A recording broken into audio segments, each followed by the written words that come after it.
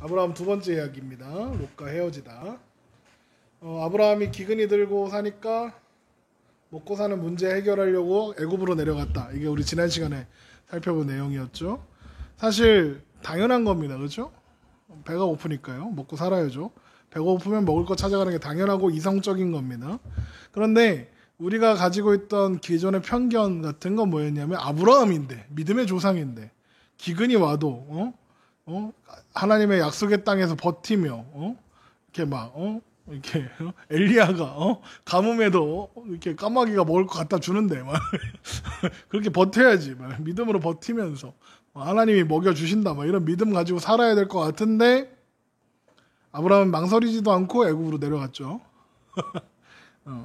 왜냐하면 지난 시간에 우리 살펴본 것처럼 아직 아브라함은 하나님을 기근 속에서도 먹이실 수 있는 분이라는 인식이 없었기 때문에 그래요. 그러니까 온전한 믿음이 아직 제대로 자리 잡지 못했기 때문이었죠. 그래서 애굽으로 내려가다 보니까 자기 아내가 너무 이뻐. 이쁘니까 어떻게 해요? 남편인 자기를 죽이고 아내를 빼앗을까봐 걱정이 된 아브라함은 그 사레가 여동생이다 이렇게 속이기로 하죠. 그랬다가 아내를 뺏길 뻔합니다. 지난 시간 얘기 정리하는 거예요. 그런데 빼앗길 뻔만 했죠.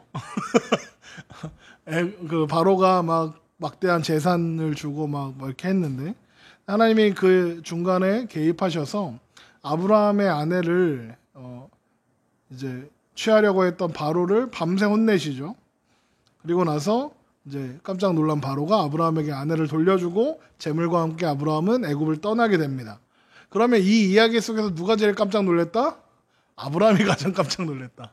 그러니까 당시에 가장 어찌 보면 위대한 나라의 강한 나라의 왕인 바로마저도 쩔쩔매는 하나님이 과연 누구신가? 하나님 도대체 어떤 분이시길래 애굽의 왕조차 저렇게 두려워하는가? 하나님이 좀 센데 이런 인식을 하기 시작했다는 거죠. 그래서 이제서야 비로소 뭔가 하나님이 상황을 뛰어넘어서 나와 함께 하시면 내가 뭐라도 좀 할 수 있지 않을까라는 믿음이 생기기 시작한 겁니다. 그래서 우리가 하나님 안에 있는 자, 성도는 어디에서 평안을 누릴 수 있느냐? 하나님을 아는 만큼 평안을 누리는 거예요. 하나님만 아는 만큼 자유를 누릴 수 있습니다. 요한일서 4장 18절 한번 보세요. 요한일서 4장 18절.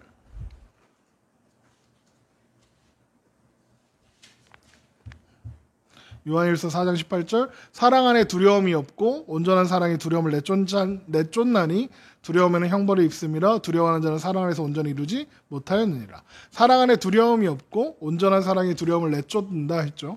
온전한 사랑은 하나님이 우리에게 보여주시는 완전한 사랑, 요한복음 3장 16절의 사랑, 하나님이 세상을 이처럼 사랑하사 독생자를 주셨으니 이는 저를 믿는 자마다 멸망하지 않고 영생을 얻게 하려 하심이라. 그 사랑이라고 했었죠. 그러니까 하나님의 사랑을 알고 나면 그리고 하나님의 은혜를 알고 나면 우리의 삶 가운데 두려움과 그리고 그런 긴장감들이 좀 해소되더라. 그래서 저랑 같이 성경 공부했던 한 청년은 무슨 고백을 하냐면 성경 공부하고 나서 그 신앙생활에 자유가 생겼다는 거예요. 하나님이 나한테 자유하라고 하는데 그 자유함이 뭔지 몰랐다 이거예요. 이전에는 내가 뭔가 열심히 해서 구원받아야 하고 내가 뭔가 열심히 해서 인정받아야 하나님이 나를 축복하시고 복 주시는 거고 구원하시는 거라고 생각했는데 말씀을 배우고 성경 공부를 하다 보니까 그런 것들이 잘못된 지식이었고 말씀이 우리에게 말씀하시는 것은 성경이 우리에게 이야기하는 것은 그 온전한 사랑을 의지하는 것 그 조건이나 자격 없이 우리를 사랑하셨다는 것 그런 것들인 것이 확인되어질 때 그 안에서 자유가 느껴졌다. 라고 이야기하더라고요. 그게 진리를 알지니 진리가 너희를 자유케 하리라 하신 그 말씀인 거죠. 우리 하나님을 알아야 합니다. 말씀을 통해서. 자, 마찬가지로 아브라함도 하나님을 좀 알게 된 거예요. 기근 앞에서 애굽 왕의 세력 앞에서 두려워하던 아브라함이 비로소 하나님을 인해서 두려움을 이길 수 있는 정도까지는 온 게죠. 그래서 다시 이렇게 가나안으로 돌아올 수 있는. 그래서 성도가 가지는 어떤 신앙 여정의 최종 목적지는 하나님을 완전히 신뢰하고 하나님을 온전히 신뢰하는 그 자리까지 가는 두려움에서 해방되고 완전한 자유를 누리는 것.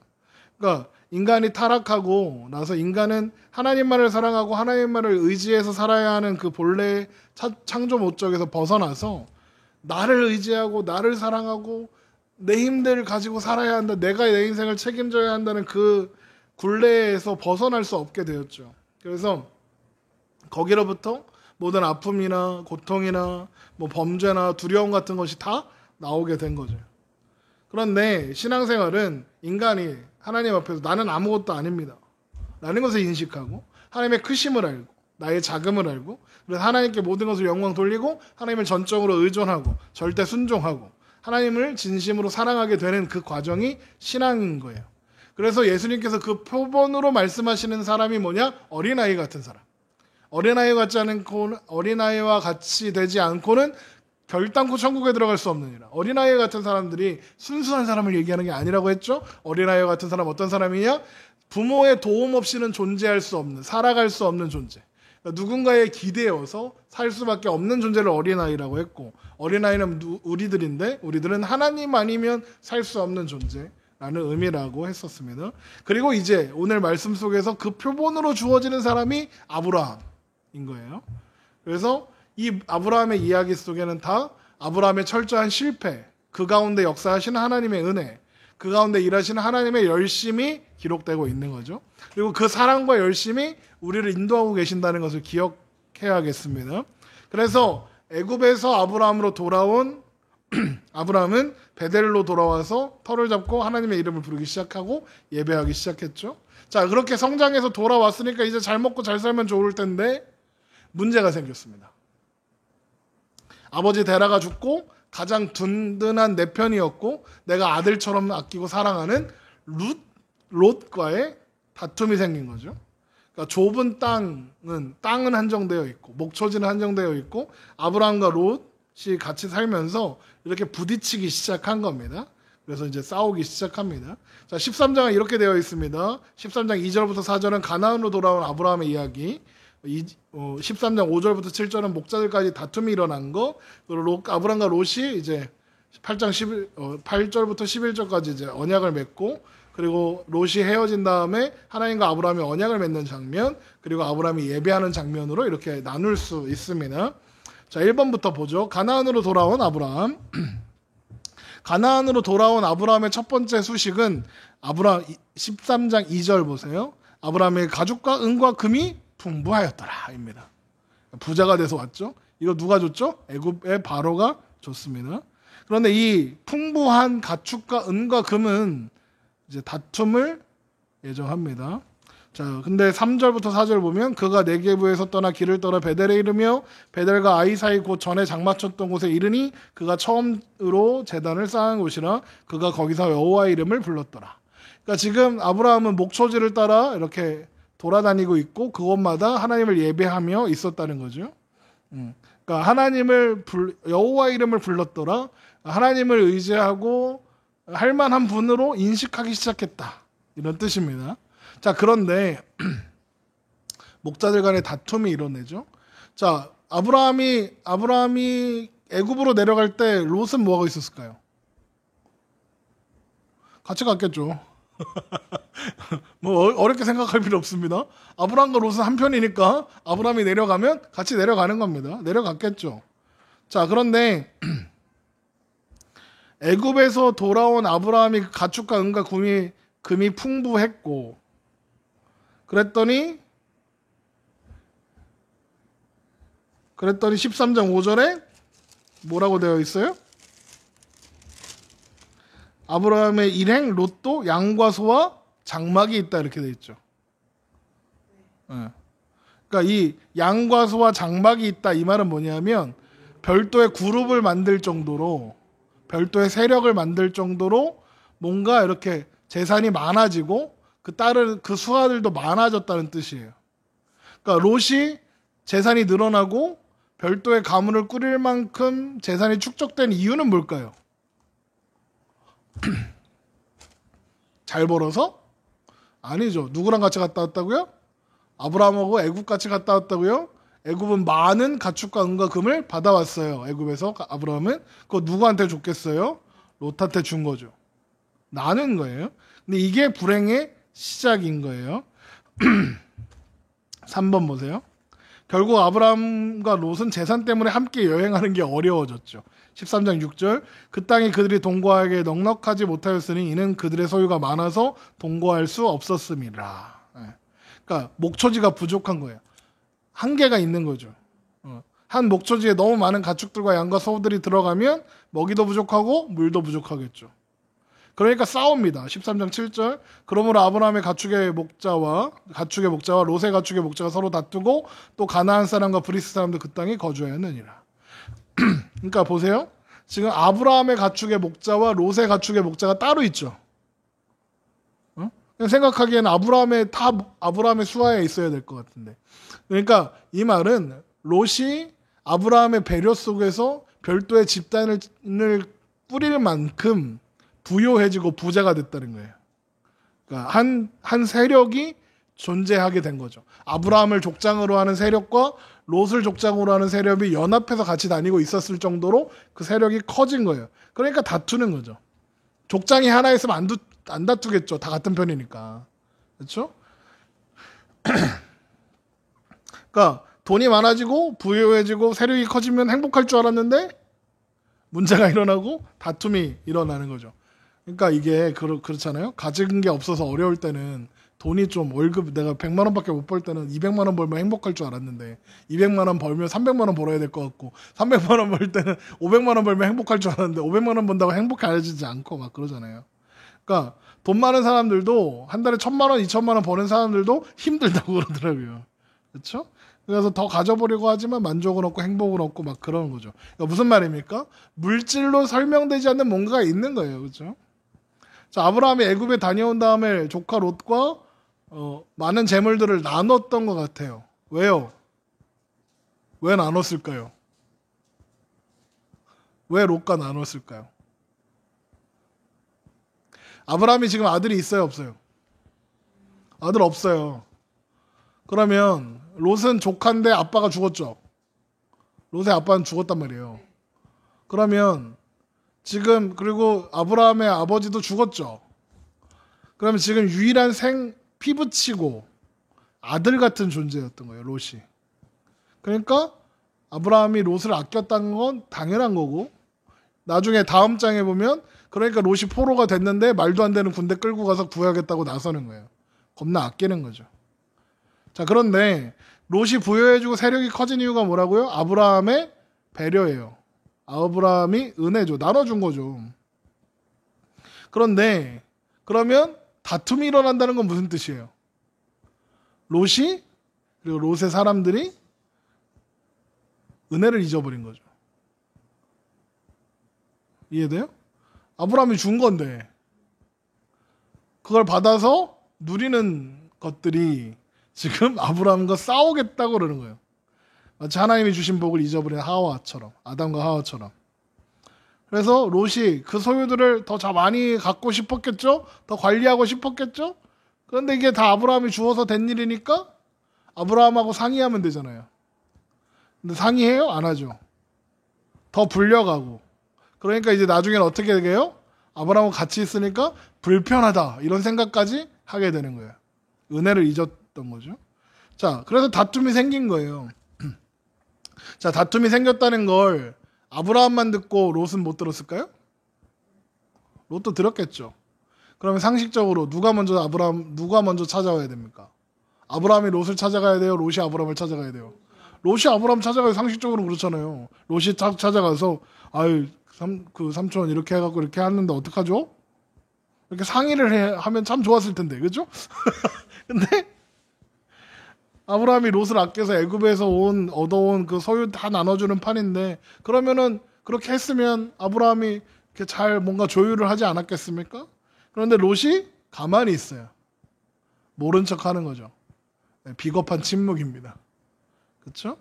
그러니까 아브라함이 부르는 거예요. 자, 5번 보세요. 그 땅에는 가나안 사람과 브리스 사람들이 살고 있었다. 이 말은 뭐냐면 아브라함과 롯만 이렇게 경쟁하는 게 아니라 다른 민족들과도 경쟁을 해야 됐다는 거고, 그런데 또 이렇게 주위에 여러 민족들이 있음에도 불구하고 둘이 헤어진다는 건 불리할까요? 유리할까요? 불리해요. 왜냐하면 주위에 경쟁해야 되는 다른 민족들이 있어요. 그렇죠? 그러면 반으로 쪼개는 것보다 같이 있는 편이 대항하긴 훨씬 좋아요. 그런데 롯하고 다툼이 생겨서 헤어지면 아무도 의지할 수 없는 땅에서 내 편이 없어지는 거잖아요. 그렇죠? 근데 롯은 헤어지기로 마음을 먹죠. 13장 8절 보세요. 아브라함이 롯에게 이르되 우리는 한 친족이라. 보세요. 아브라함이 제일 먼저 하는 말이 뭐냐? 우리는 친족이다. 무슨 말이에요? 야, 우리 다 식구잖아. 우리 다 같은 편이잖아. 그렇죠? 그러면서 뭐라 그래요? 나나 너나 내 목자나 내 목자나 서로 다투게 하지 말자. 야, 우리 사이좋게 지내자 이런 말이잖아요. 그렇죠? 상상해 보세요. 아브라함이 이렇게 말을 했어요, 먼저. 그럼 롯이 뭐라 그래야 돼요? 아, 그렇죠. 그러지 말고. 어떻게 해야 되죠? 이렇게 했어야 되죠. 롯이 가만히 있죠. 그러니까 만약에 롯이 먼저 그러면 삼촌 그러면 우리가 이렇게 어떻게 뭐 시간을 다르게 해서 이렇게 할까요? 아니면 이렇게 좀 떨어져서 할까요? 뭐 이렇게 했어야 되는데 그냥 가만히 있죠. 여러분 침묵은 금이라 그러잖아요. 침묵은 금이 아니에요. 비겁한 거지. 뭔가 결정해야 되는데 그 앞에서 아무 말도 안 하고 있는 건 왜 아무 말도 안 할까요? 나쁜 사람 되기 싫어서 가만히 있는 거잖아요. 근데 그렇다고 내 마음에 있는 욕심을 내려놓고 자기가 양보할 마음도 없어요. 그러니까 가만히 있는 거잖아요. 상대가 먼저 접어줄 때까지. 치사한 거죠. 그래서 결국 이제 롯을 더 많이 사랑하는 아브라함이 싸우지 말고 헤어지자 이렇게 제안을 하게 되는 거죠. 헤어지면 안 된다 그랬죠.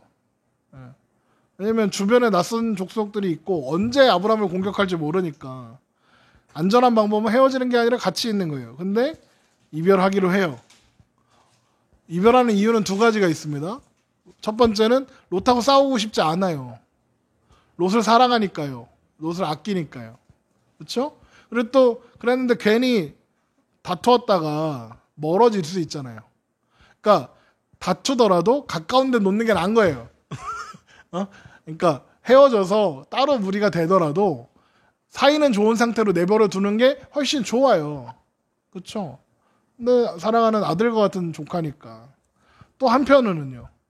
애굽 갔다 왔다는 걸 생각해야 돼요.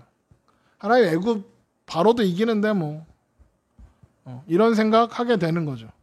그러니까 그래서 롯하고 헤어져도 괜찮지 않을까 정도까지는 간 거예요. 괜찮지 않을까? 그래요. 그런데 아브라함이 롯한테 먼저 선택권을 주죠. 가축들을 먹이려면 목초지 선택은 되게 중요해요. 좋은 땅은 꼭 필요해요. 그러면 아브라함하고 롯이 둘 다 재산이 많아졌다고는 하지만 누가 더 재산이 많겠어요, 지금? 아브라함이 훨씬 많겠죠. 그럼 아브라함이 더 좋은 땅에 가야 하는 건 당연해요. 그렇죠? 그런데 선택권을 누구한테 줘요? 롯한테 주는 거예요. 아브라함이요, 기근을 피해서 애굽으로 내려갈 때 마누라 팔아먹을 것까지 미리 계획했던 나름 치밀한 사람이에요. 그런데 이렇게 양보한다? 이건 대단한 일이죠. 그게 아까와 같은 이유죠. 롯을 사랑하기 때문에. 그리고 롯하고 헤어져도 괜찮지 않을까라는 생각. 근데 롯이 진짜 웃겨요. 롯이 어떻게 부자 됐다고요? 아브라함이 줘서요. 그러면 아브라함이 야 네가 먼저 골라. 네가 이쪽 가면 내가 저쪽 가고 이렇게 할게. 그러면 어떻게 해야 돼? 말이라도 9절 보세요. 네 앞에 온 땅에 있지 아니하냐 나를 떠나가라. 내가 좌하면 나는 우하고 네가 우하면 나는 좌하리라. 이렇게 말하면 아닙니다 삼촌 먼저 고르시지요. 알만도 하잖아요. 근데 스캔하는 거예요. 스캔. 그래서 롯의 눈이 들어온 데가 이제 10절. 이에 롯이 눈을 들어 요단 지역을 바라본즉 소알까지 온 땅에 물이 넉넉하니 여호와께서 소돔과 고모라를 멸망하시기 전이었으므로 여호와의 동산 같고 애굽 땅 같았더라. 이렇게 돼 있어요. 그러니까 롯이 눈을 들어서 이렇게 봤더니 요단 평원이 그 요단 평원이 어디냐면 그 요단강 가 근처. 거기에요. 거기 물이 넉넉하고 그리고 풍요로움이 에덴 동산 같고 애굽 땅 같았대. 애굽 갔다 왔으니까 아는 거예요. 그 풍요로운 거. 그런데 그 풍요로움 뒤에 가려져 있는 사악함이 보이죠. 뭐요? 여호와께서 소돔과 고모라를 멸하시기 전이었다. 이해되죠? 그러니까 롯이 이 선택한 이 땅의 결론이 어떨지 보이죠, 지금. 그러니까 애굽의 부유함을 보고 온 롯은 애굽의 하나님의 동산과 같은 곳이다라고 생각한 거예요. 그렇죠? 그리고 나서 그 땅을 보니까 애굽 같네. 아, 저기가 하나님의 동산이다. 이렇게 하는 거죠. 여러분, 하나님의 동산은 어디 있을까요? 하나님의 동산은 어디일까요? 하늘나라? 그 찬송가 알아요?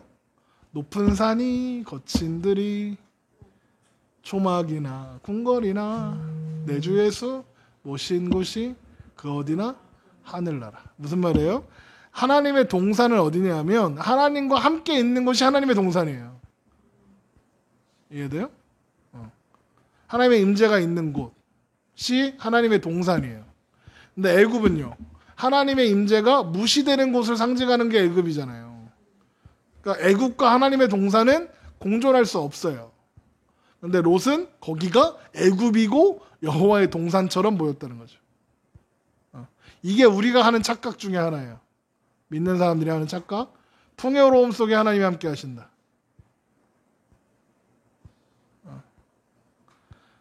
반대로 가난하면 하나님이 함께 하시지 않는다.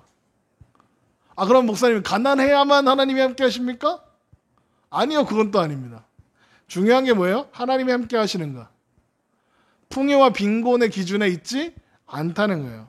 그래서 아까 찬송가처럼 높은 산이 거친들이 초막이라 궁궐이나 내 주에서 모신 것이 그 어디나 하는 나라인 거예요. 빌립보서 4장 13절 알죠? 내게 능력 주시는 자 안에서 내가 모든 것을 할 수 있느냐. 이 정도는 외우잖아요, 우리. 외우라는 얘기예요. 빌립보서 4장 13절. 성경 찾지 않고 내게 능력 주시는 자 안에서 내가 모든 것을 할 수 있느니라. 이렇게 나와야 돼요. 사람들이 이 말씀을 좋아하는 이유가 뭐라 그랬죠? 내가 모든 것을 할 수 있느니라니까. 그런데 이 말씀의 포인트는 뭐라고요? 내게 능력 주시는 자 안에서. 이게 중요하다고 그랬죠. 내게 능력 주시는 자 안에 있을 때 모든 걸 할 수 있는 거예요. 모든 걸 할 수 있다고 내게 능력 주시는 자 예수 그리스도 안에 하나님 안에 있는 건 아니라는 거죠. 그러니까 오히려 저주일 수 있어요. 모든 걸 할 수 있다는 건. 그래서 롯이 이런 착각에 대해서 대놓고 말하는 거예요. 12절 보세요. 아브라함은 가나안 땅에 거주하였고 롯은 그 지역의 도시들에 머물며 그 장막을 옮겨 소돔까지 이르렀더라. 소돔 사람은 여호와 앞에 악하며 큰 죄인이었더라. 롯이 보기에 여호와의 동산이고 애국 같았지만 그 땅은 하나님의 심판이 기다리고 있는 저주의 땅이었던 거죠. 그러니까 중요한 건 어디에 속해 있느냐, 이게 중요한 거지 삶의 조건은 중요한 게 아니라는 거죠. 그래서 빌립보서 4장 13절 앞에 뭐라고 되어 있다 그랬죠? 거기에 어떠한 형편에도 자족하기를 배웠다. 비천에 처할 줄도 알고 풍부에 처할 줄도 알고 배부르고 배고프고 풍부고 궁핍해하는 모든 일체의 배결을 배웠다. 그리고 나서 내게 능력 주시는 자 안에서 내가 모든 것을 할 수 있느니라 라고 했어요. 무슨 말인지 알죠? 어떠한 상황이 중요한 게 아니다. 하나님 안에 있는 게 중요하다. 하나님의 모든 것으로 채워주시고 공급해 주신다. 그게 중요한 거죠. 그래서 아브라함은 이게 조금 생긴 믿음, 하나님과 어디를 가든 하나님과 함께하는 그곳이 하나님과 함께 있는 곳이야 라는 생각이 아브라함한테 있었기 때문에 롯한테 먼저 선택하라고 한 거고, 또 롯을 사랑하고 아끼니까 롯한테 먼저 선택하라고 한 거죠. 그런데 거기 3번 보세요. 교재. 창세기는 사람들이 뭔가 보고 그 본 것을 근거로 선택할 때 그 결과가 별로 안 좋아요. 하와가 선악과를 보았죠. 보암집도 하고 지혜롭게 할 만큼 탐스럽기도 했죠. 그래갖고 먹었죠. 그래서 에덴 동산에 쫓겨났죠. 또 창세기 6장에 보면 하나님의 아들들이 사람의 딸들의 아름다움을 보았다. 그 말씀 기억하세요? 네. 그런 일도 있었어요. 근데 그 일이 어떻게 됩니까? 홍수를 부르죠. 자, 4번. 롯이 그 눈에 좋아 보이는 요단 평원 지역을 선택하고 동쪽으로 옮겨가는 것으로 아브람과 롯은 헤어지게 된다. 그러므로 롯이 13장 11절 그러므로 롯이 요단 온 땅 지역을 택하고 동으로 옮기니 그들이 서로 떠난지라. 12절에서 롯이 선택한 땅은 가나안 경계 밖에 있다는 것을 확인할 수 있다. 12절 보세요. 아브라함은 가나안 땅에 거주하였고 롯은 그 지역의 도시들에 머무르며 그 장막을 옮겨 소돔까지 이르렀더라. 롯은 아들이 없는 아브라함의 유일한 친족으로 유일한 상속자이기도 했다. 그러나 롯은 아브라함에게 약속된 땅을 벗어나 가나안 밖에 거주하기로 한다. 이것은 롯이 약속의 땅 가나안을 물려받을 가능성이 없음을 보여주는 거예요. 그러니까 어쩌면 이게 하나님이 이런 일을 허락하신 이유일지도 모르겠어요. 하나님의 계획은 롯을 통해서 흘러가지 않아요. 누굴 통해서 흘러가죠? 이삭을 통해서 흘러갈 거예요. 아브라함에게서 나온 언약의 자손을 통해서. 그런데 롯은 아브라함이 사랑하는 사람이었고 그래서 상속자로 삼을 만한 것이 충분했어요. 그걸 어떻게 하냐? 15장에 가면 롯이 없을 때 우리 집에서 키운 엘리에셀을 내 후계자로 하겠습니다. 상속자로 하겠습니다. 아브라함이 그러거든요. 근데 롯이 있었다면 엘리에셀한테 안 가고 롯을 시킬게요 이러겠죠. 그런데 하나님이 뭐라고 하냐? 걔 아니다. 너를 통해 내 몸에서 나는 네 상속자가 따로 있다. 그게 이삭이죠. 그러니까 롯은 어찌 보면 아브라함의 믿음을 성장시키기 위해서 치워야 되는 거예요. 아브라함 눈앞에서. 왜요? 아브라함은 롯을 사랑하고 의지하고 있으니까요. 치워버려야 되는 거예요. 자, 13장 13절 소돔 사람은 여호와 앞에 악하며 큰 죄인이었더라. 롯이 선택한 땅은 이랬어요. 근데 롯은 모르고 있죠. 소돔과 고모라는 평원이 그 5도시에 있어요. 그러니까 5 평원이고 5도시가 연합되어 있는 나라에 소속되어 있어요. 그러니까 도시국가 4개, 5개가 합쳐져서 한 나라를 이루고 있는 거예요. 같이 이렇게 편먹고 있는 거죠. 자, 이 성경에서 소돔은 지속적으로 나쁜 놈들이에요. 악한 놈들로 언급돼요. 그래서 소돔에 있었던 범죄 그리고 그 결과로 받게 된 심판, 재앙 이런 것들로 인해서 막 해요. 그래서 그 구체적인 내용은 소돔과 고모라 멸망당하는 얘기 때 더 자세히 살펴볼 수 있을 건데 우선은 아마도 성적인 범죄였던 것 같아요. 성적인 범죄. 왜냐하면 그 롯의 집에 찾아온 천사들을 내놓으라고 하면서 우리가 그들과 관계하겠다 이러거든요. 그 관계가 그냥 이렇게 친하게 지내겠다 이런 뜻이 아니라 성관계를 의미하거든요. 그러니까 이게 단순히 동성 성관계를 이야기하는 게 아니라 그냥 나그네로 오는 사람들을 보살펴고 해야 되는데 외지 사람이 오면 일단 그거부터 하려고 하는 거야. 이 사람들이. 얼마나 음란한 도시인지 알 수 있는 거죠. 그리고 그러니까 당연히 나그네와 가부도와 고아들을 보살피지 않았겠죠. 그래서 에스겔서 16장 49절 한번 보세요.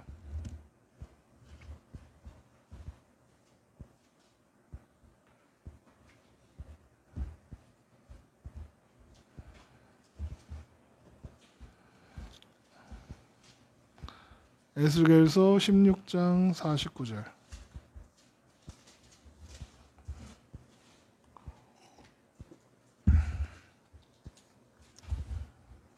거기 보면 내 아우 소돔의 죄악은 이러하니 이렇게 시작하죠. 그와 그의 딸들에게 교만함과 음식물의 풍족함과 태평함이 있으며 또 그가 가난하고 궁핍한 자를 도와주지 아니하며 거만하여 가증한 일을 내 앞에서 행하였으므로 그러므로 내가 보고 곧 그들을 없이 하였느니라. 그들의 죄가 3가지예요. 교만하여 그리고 풍족함과 태평함 가운데 있으면서도 가난하고 궁핍한 자를 돕지 않은 죄. 거만하여 가증한 일. 이 가증한 일은 보통 음란한 것들을 의미해요. 이를 행한 것. 그것이 그들의 죄인 거죠. 그건 이제 나중에 소돔과 고모라 사건 때 더 자세히 살펴보겠죠. 7번 또한 13절은 그 소돔 사람은 여호와 앞에 악하며 큰 죄인이었더라.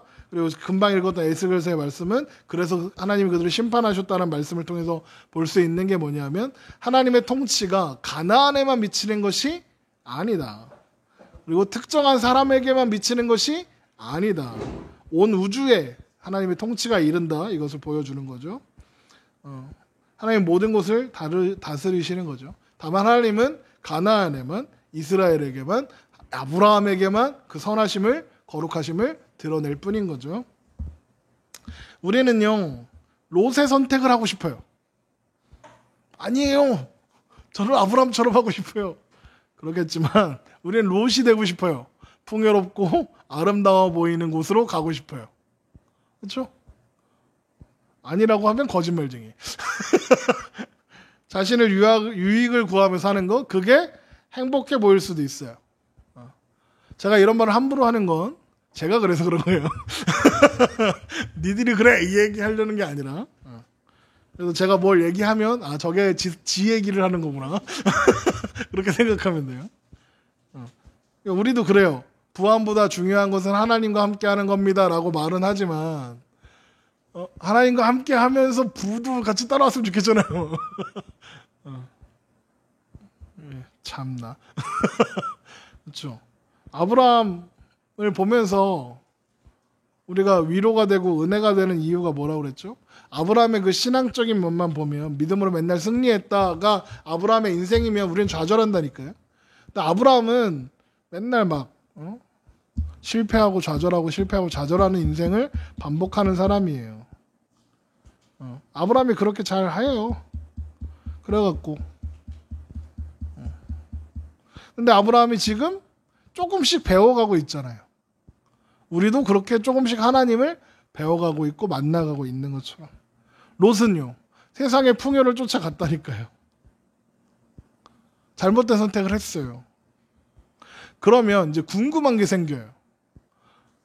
롯은 지옥 갔을까요? 천국 갔을까요?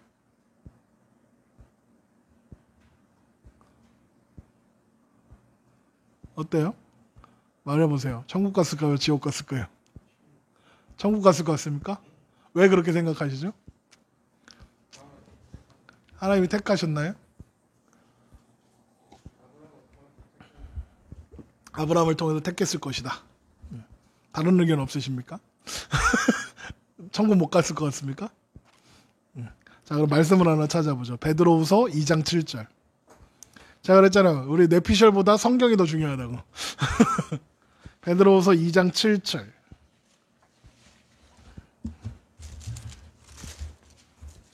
베드로후서 2장 7절. 거기 뭐라고 돼 있죠?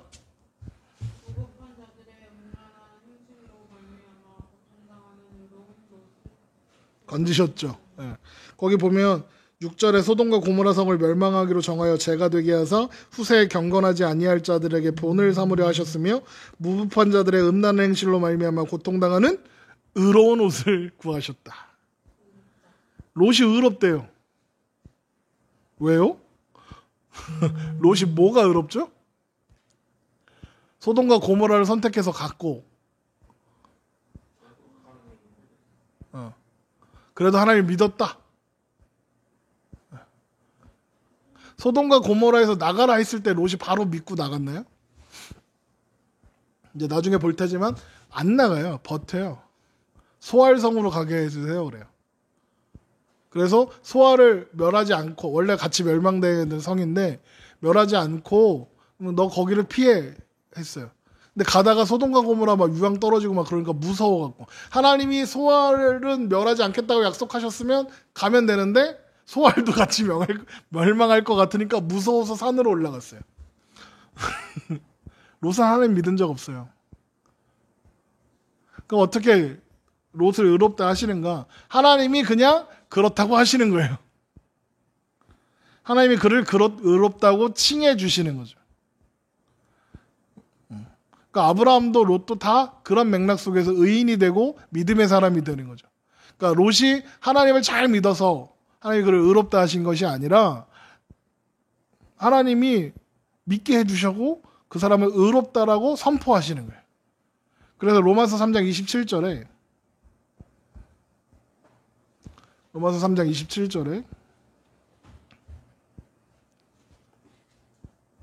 그런즉 자랑할 때가 어디 있느냐? 있을 수 없느니라. 무슨 법으로냐? 행위로냐? 아니라 오직 믿음의 법으로니라. 그러므로 사람이 의롭다 하심을 얻는 것은 율법의 행위에 있지 아니하고 믿음으로 되는 줄 우리가 인정하노라. 그러니까 우리도 아브라함처럼 롯처럼 막 이렇게 살아요. 막. 그 답이 없죠. 그리고 사도 바울도 그러잖아. 오라 나는 공고한 사람이로다. 이 사망의 몸에서 누가 나를 건져내랴. 우리가 그런 거죠. 그러니까 우리는 살아가면서 어떻게 보면 세상을 바라보는 롯의 시선을 조금씩 빼고 하나님을 바라보는 시선으로 채우는 거일지도 몰라요. 하나님이 우리 인생 가운데 역사하셔서 우리가 자꾸 롯처럼 소돔과 고모라 보고 있으니까 그 시선을 자꾸 돌려서 하나님께로 향하게 하는 과정 속에 우리가 있는 거죠. 그래서 지금 보세요. 이렇게 롯이 떠났잖아요. 그러면 아브라함이 또 잘 먹고 잘 살았더라 해야 되는데 아브라함이 이렇게 있으니까 하나님이 나타나셔서 뭐라고 하나 보세요. 14절 보세요. 롯이 아브라함을 떠난 후에 여호와께서 아브라함에게 이르시되 너는 눈을 들어 너 있는 곳에서 북쪽과 남쪽과 그리고 동쪽과 서쪽을 바라보라. 보이는 땅을 내가 너와 내 자손에게 주리니 영원히 이르리라. 내가 내 자손의 땅이 티끌같게 하리니 사람이 땅에 티끌을 능히 셀 수 있을진데 내 자손도 세리라. 너는 일어나 그 땅을 종과 횡으로 두루 다녀보라. 내가 그것을 내게 주리라. 이건 이제 물론 그 이스라엘 백성들이 많아진다 이런 뜻도 아니고 아브라함의 자손된 믿음의 사람들이 이렇게 셀 수 없게 될 것이다 라는 말씀이긴 한데, 그런데 하나님 안에 있는 자가 최후 승리를 얻게 될 것이다 라는 뜻이죠. 그럼 아브라함이 잘하고 있느냐? 롯한테 먼저 선택권 주고 하나님 의지하고 있고 뭐 좀 잘했나요? 잘했을까요? 잘 못했어요. 왠 줄 알아요? 만약에 롯이 가나안을 선택하면 어떡해요? 그러면 아브라함 어디로 가야 돼요? 소돔과 고모라 가야 되잖아요. 웃긴 거죠. 무슨 말인지 알죠? 네. 그러니까 하나님이 아브라함에 약속하신 땅은 가나안이잖아요. 하나님이 약속하신 땅은 이곳이니 너는 저리로 가라 하는 게 맞아요. 오히려 할 거면. 그런데 롯을 아끼는 마음에 약속의 땅도 뺏길 뻔한 거죠. 그러니까 삐꾼 거예요 아직. 자, 그런데 봐봐요. 롯이 가고 헤어졌어. 그러니까 무리가 줄어들었죠. 그럼 뭐가 제일 먼저 걱정됐을까요? 야, 이거 괜찮나? 이런 생각이 들겠죠. 아니, 하나님 의지하고 뭐 롯도 사랑하고 하는데 막상 무리가 반으로 줄고 보니 걱정될 거 아니에요. 그래서 하나님이 사방을 보라고 하시는 거예요. 창세기 13장 14절 보세요. 롯이 아브라함을 떠난 후에 여호와께서 아브라함에게 이르시되 너는 눈을 들어 너 있는 곳에서 북쪽과 남쪽 그리고 동쪽과 서쪽을 바라보라. 여기 보면 너는 눈을 들어 너 있는 곳에서 바라보라 할 때 이런 단어가 하나 포함되어 있어요.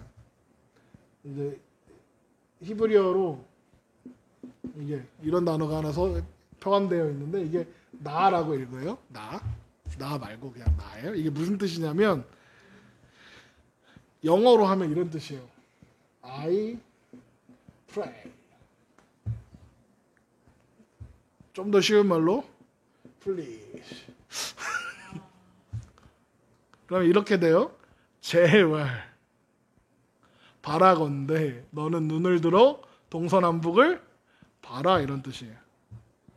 이 단어가요. 구약 성경에 60번 나온대요. 그런데 하나님이 사람한테 말을 걸 때 딱 4번 나와요.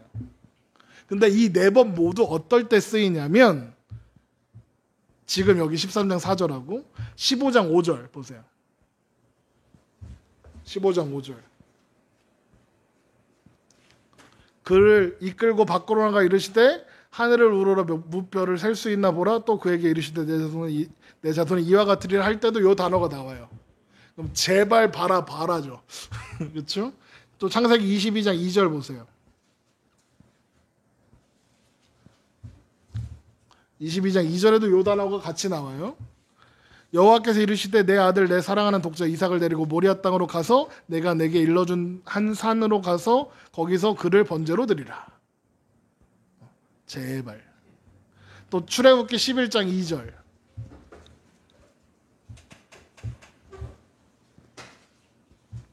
출애굽기 11장 2절. 백성에게 말하여 사람에게 각기 이웃들에게 은금 패물을 구하게 하라. 이게 뭐냐면 출애굽하기 직전인데 이스라엘 사람들한테 옆집 가서 은금패물 내놔라고 하라는 거예요. 애굽 사람들한테. 말이 돼요? 말 안 되잖아요. 얘는 노예였잖아요. 생각해요. 이스라엘 사람 노예예요. 이제 나갈 거예요. 막 근데 얘네 나가기 전에 얘네들 막 이스라엘 백성들 개고생했잖아요. 애굽 사람들. 그럼 이스라엘 사람들이 나간다고 뭐 내놓으라고 하면 주겠어요? 안 주죠. 근데 달라고 하라는 거예요. 하나님이. 그랬더니 줘요. 줘요. 그러니까 이 네 가지 말씀의 공통점이 뭘까요? 상식적으로 말이 안 되는 거예요. 사람의 이해를 뛰어넘는 상황에서 하나님이 뭔가를 요구하시는, 인간의 상식과는 맞지 않은 이삭을 바치라니요. 말이 돼요? 안 되잖아요. 상식적으로 안 맞는 거예요. 아까 15장 5절에도 그거예요. 뭐냐면 사라가 늙어서 이제 애 못 낳아요 그러고 있으니까 아니야, 날 수 있어 그러시는 거거든요. 그러니까 사람의 상식과 안 맞다는 거죠. 그런데 지금 13장 14절은 뭐예요? 사방으로 보는 땅이 아브라함 거가 될 거래요. 지금 아브라함 땅이 있어요? 하나도 없어요. 땅은. 얘는 목초지를 따라 여기저기 또 돌아다니는 애예요. 보세요. 롯과 헤어지고 나서 아브라함이 제일 두려운 게 뭘까요? 그 동네 사는 사람들이요. 그 동네 사는 사람들이 제일 걱정됐을 거 아니에요. 13장 3절 보세요. 3절 아니고 어디 갔냐? 7절 보세요. 그러므로 아브라함의 가축의 목자와 롯의 가축의 목자가 서로 다투고 또 가나안 사람과 브리스 사람도 그 땅에 거주했잖아요. 그러니까 지금 아브라함이 제일 걱정되는 애들은 가나안과 브리스 사람들이죠. 얘네들이 와갖고 야, 한판 붙자 이래버리면 롯과 한가 할 때는 못 건드려요. 근데 지금 이제 세력이 줄었잖아요. 어떻게 될지 몰라요. 그러니까 걱정하고 있는 거예요, 아브라함이. 근데 하나님이 오셔서 뭐라 그래요? 눈을 들어 사방을 봐라. 이거 내가 다 너 줄게. 무슨 말씀하시는 거예요? 너 이방 민족들하고 경쟁할 걱정하지 마라. 내가 다 줄게. 이거 다 네 거야. 그런데 보세요. 아브라함이 이게 눈에 보일까요? 눈에 안 보여요. 이게 언제 성취되냐면 출애굽해서 이스라엘 백성들이 가나안에 들어와야 성취돼요. 그렇잖아요. 출애굽한 이스라엘 백성들이 가나안에 들어와서 거기 살고 있던 이방 민족들 다 내쫓고 그 땅을 차지할 때에서야 이루어진단 말이에요. 아브라함의 눈에 보이는 모두를 2번 보세요. 아브라함의 눈에 보이는 모두를 아브라함과 그 자손에게 주시겠다고 약속하셨죠. 13장 15절 보이는 땅을 내가 너야 내 자손에게 주리니 영원히 이르리라. 이건 12장 7절에서 하신 약속을 재확인하는 거죠. 그러니까 그 약속은 결국 이루어져요. 모세가 이제 출애굽 이제 해갖고 가나안 입성을 앞두고 이제 모세는 못 들어가니까 나와서 이제 산에 올라가서 이렇게 느보산에 올라가서 가나안 땅을 바라보면서 성취되는 거예요. 신명기 34장 1절 보세요.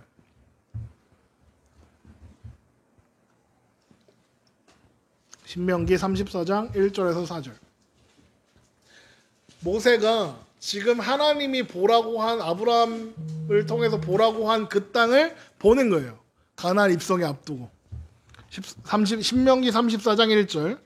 모세가 모압 평지에서 느보산에 올라가 여리고 맞은편 비스각 한 꼭대기에 이름에 여호와께서 길르앗 온 땅을 단까지 보이시고 또 온 납달리와 에브라임과 므낫세 땅과 서해까지의 유다 온 땅과 네겝과 종려나무의 성읍 여리고 골짜기 평지를 소알까지 보이시고 여호와께서 그에게 이르시되 이는 내가 아브라함과 이삭과 야곱에게 맹세하여 그의 후손에게 주리라 한 땅이라 내가 내 눈으로 보게 하였거니와 너는 그리로 건너가지 못하리라. 보게 하셨죠. 모세는 봤어요. 아브라함과 이삭과 야곱에게 맹세하여 주리라 한 그 땅. 지금 아브라함이 보고 있는 그 땅을 모세는 봤어요. 그리고 그 땅을 이제 누가 정말로 그렇게 성취에 들어가느냐? 여호수아 1장 3절. 여호수아가 그 약속을 성취하는 세대가 돼요. 여호수아 1장 3절. 여호수아 1장 3절. 내가 모세에게 말한 바. 모세에게 말한 게 뭐겠어요? 본방 전에 말한 거. 신명기 34장에서 말한 거. 말한 바와 같이 너희 발바닥으로 밟는 모든 것을 내가 너에게 주었노니 이렇게 되는 거죠. 그러면서 그 범위를 광야와 레바논에서부터 큰 강 유브라덴강까지와 해쪽 속의 온 땅과 또 해지는 쪽 대해까지 너희의 영토가 되리라. 여호수아가 그 땅을 이루는. 그러니까 보세요. 이 이야기가 어떻게 시작하는지 생각나요? 불평과 다툼으로 시작됐어요. 그렇죠? 근데 그 약속이 어떻게 끝나요? 하나님의 약속으로 끝나는 거예요. 이해되죠? 사람의 선은 아브라함이 롯하고 싸우려고 재산 물려준 거 아니잖아요. 나눠준 거 아니잖아요. 잘 지내려고 살아가고 애끼니까 배려해서.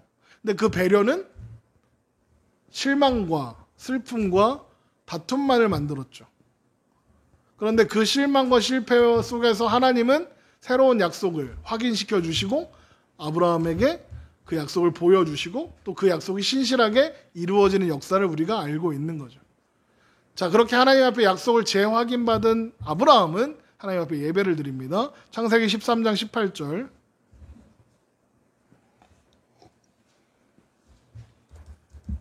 창세기 13장 18절. 이에 아브라함이 장막을 옮겨 헤브론에 있는 마므레 상수리 숲으로 이르러 거주하며 거기서 여호와를 위하여 제단을 쌓았더라. 마므레는 헤브론 북쪽 2.6km 떨어진 곳에 있고요. 헤브론, 이 헤브론은 나중에 다윗이 왕이 되는 곳입니다. 여기서 아브라함은 멸망 직전에 소돔과 고모라를 위한 기도를 하는 곳이에요. 18장에 가서.